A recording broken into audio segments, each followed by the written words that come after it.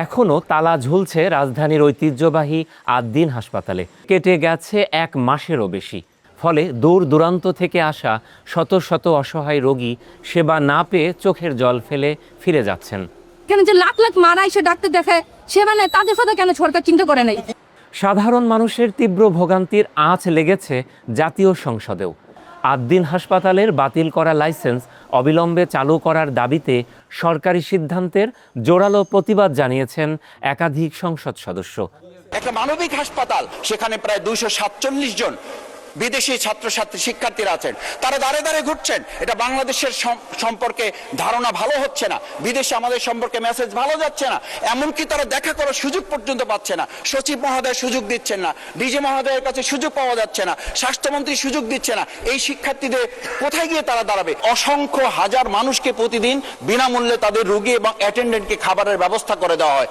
এরকম একটা হাসপাতালকে শুধু 6 জন শিশু মারা যাওয়াটা নিঃসন্দেহে দুর্ভাগ্যজনক, তার লাইসেন্স বাতিল করে দেওয়া হলো। মাননীয় স্পিকার, আমি জানতে চাই, তাহলে 300 শিশু হামে মারা গেল, তাহলে আমাদের স্বাস্থ্যমন্ত্রী পদত্যাগের চিন্তা করেছেন কিনা? কেবল সংসদের ভেতরেই নয়, রাজপথেও ক্ষোভের আগুন উত্তাপ ছড়াচ্ছে প্রতিনিয়ত।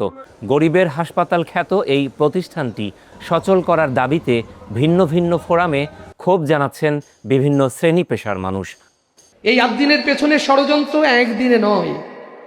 ঢাকা মহানগরীতে কেন 380 টাকায় অ্যাম্বুলেন্স সার্ভিস দিতে হবে?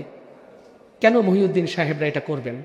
আদ্দিন হসপিটাল বন্ধ হয়ে গেলে আকিস গ্রুপের কোনো ক্ষতি হবে না, কারণ এটা তাদের চ্যারিটি প্রতিষ্ঠান, একটা দাতব্য প্রতিষ্ঠান, একটা ফ্রি প্রতিষ্ঠান। এখান থেকে তারা কোনো প্রফিট নেয় না, এখান থেকে কোনো প্রফিট আসে না। ক্ষতি হবে আপনার আমার মতো মানুষের, যাদের মাউন্ট এলিজাবেথে যাওয়ার সুযোগ নেই, যারা স্বপ্ন দেখি আমার সন্তানটা দুনিয়াতে আসুক সিজার ছাড়াই। আপনি অবাক হবেন, বাংলাদেশের শিশু ভূমিষ্ঠ হওয়ার যে সমীক্ষা, যে জরিপ, সর্বোচ্চ এগিয়ে নর্মাল ডেলিভারিতে আদ্দিন। যেখানে লুটপাটকারী হসপিটালগুলো, ডাকাত ডাক্তারগুলো অপেক্ষা করে 70-80 1 লাখ টাকা বিল করবে, সেখানে আদ্দিনের মানবিক ডাক্তারগুলো অপেক্ষা করে কি করে এই বোনটার নর্মাল সিজার করা যায়। সরকারের অনড় নীতি ফ্যাসিবাদের কথাই মনে করে দেয় এমন দাবি গরিব রোগী ও স্বজনদের। গরিব বান্ধব সরকার হলে হাসপাতাল অনেক আগেই চালু হতো। Abu Shahid, media network, Dhaka.